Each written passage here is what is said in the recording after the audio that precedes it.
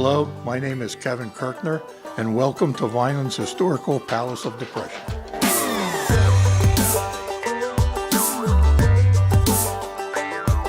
In the late 1800s, George Dehner came to Vineland and bought land for $1 an acre.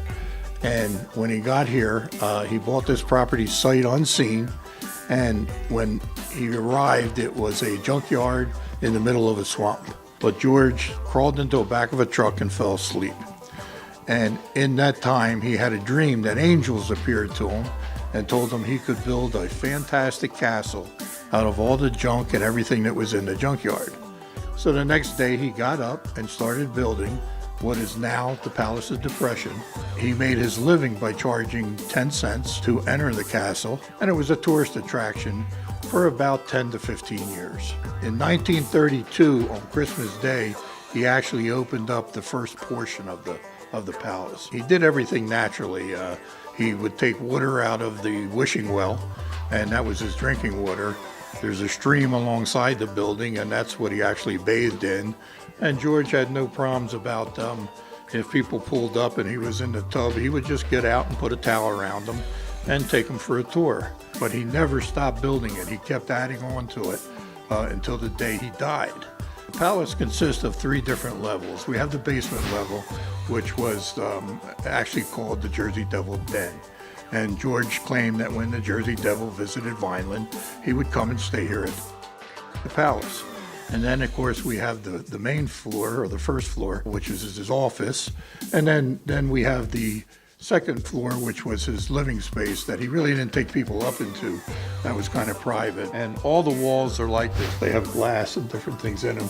There's a wrench here. Because George, anything he found, he put in the walls. George put what he deemed as the heart of the Palace of Depression. And it's in a metal encasement on the outside over top a built-in barbecue pit. And when it's opened up, you'll see the heart of the Palace of Depression. George had gotten himself into some trouble during the end of his life. The FBI got involved because there was a kidnapping up in North Jersey, and George had claimed that the kidnappers had come through the palace and were coming back the next day, which was all a hoax to try and get some publicity, and ended up being arrested and sentenced to 3 years in jail. He was 99 at that time. They released him, and he did try and come back here first, but the kids had ransacked the place. He was too old to fix it and ended up dying. He was born in 1860 and he died in 1964. So if you do the math, you figure it out. He was 104 years old when he passed away. Getting back to why I'm here, my father brought me here as a child. You'll actually see a tombstone in the wall that is my father's. I was 4 or 5 at the time and actually was petrified of George Dehner. Never got out of my head. By trade, I am a carpenter and a mason. I became the building inspector for the city of Vineland. One day it came across my desk that they were going to sell this property, and I decided I wanted to rebuild the palace.